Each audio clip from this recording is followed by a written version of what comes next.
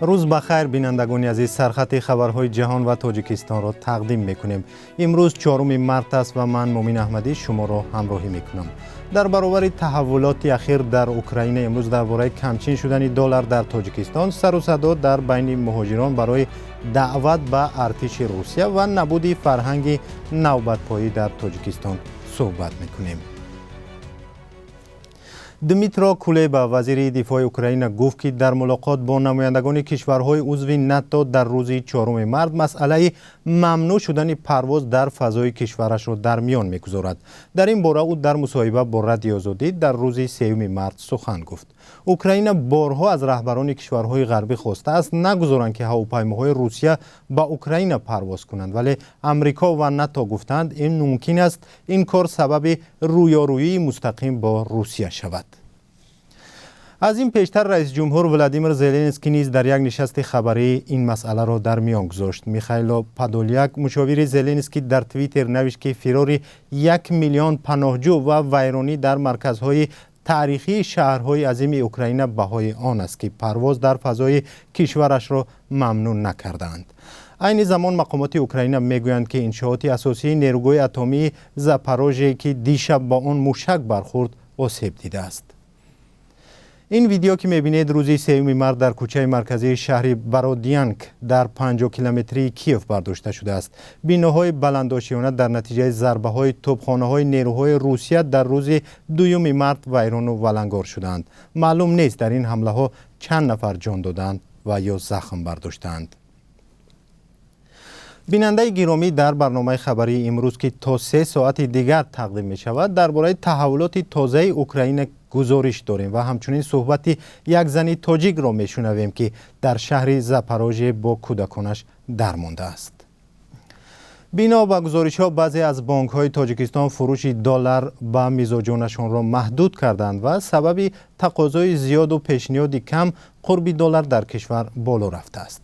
یک سبب اساسی جنگ روسیه در اوکراین است که باعث شد بر ضد روسیه، کشوری اساسی مهاجرپذیر از تاجیکستان، تحریمات اقتصادی جاری شود و بانک‌های آن که با تاجیکستان همکاری زیاد دارند از حق معاملات به واسطه سیستم‌های بین‌المللی محروم شدند.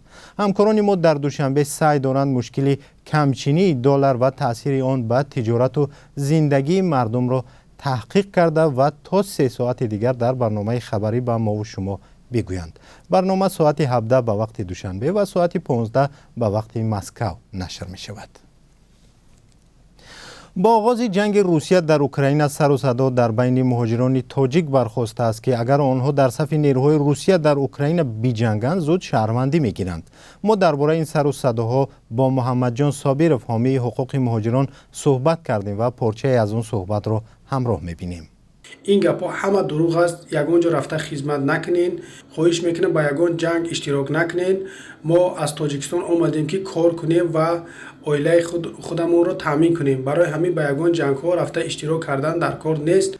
صحبت بیشتر با محمد جان صابرов در برنامه خبری و پس از 3 ساعت دیگر تقدیم می شود. برای همین بازگشت به صفحه ما را فراموش نکنید.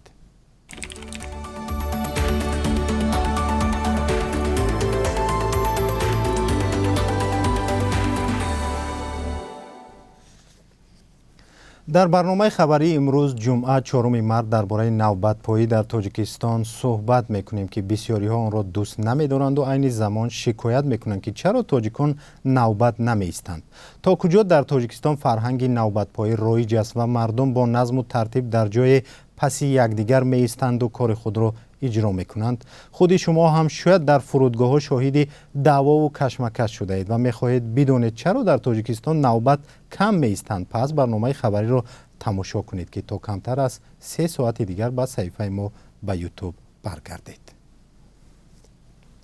سفارت امریکا در دوشنبه گفت که با اجرای یک طرح 900,000 دلاری در تقویت پاسبانی مرز تاجیکستان و افغانستان کمک میکند. در بیانیه سفارت که امروز نشر شد آمده است طرح مذکور برای پیشگیری از قاچاق اسلحه، مواد مخدر، مهاجرت غیرقانونی و تهدیدها به صحتی عامه اجرا می شود.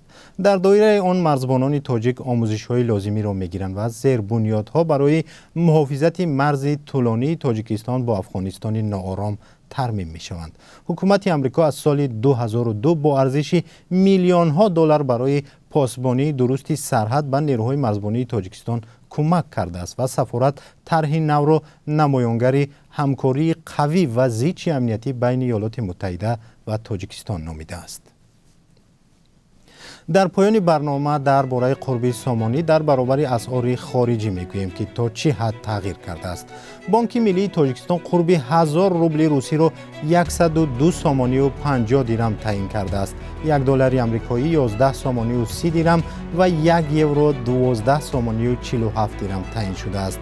سرخط خبرها به پایان رسید. تا 3 ساعت دیگر با برنامه خبری ساعت 17 به وقت دوشنبه و ساعت 15 به وقت مسکو به خدمت شما برمیگردیم.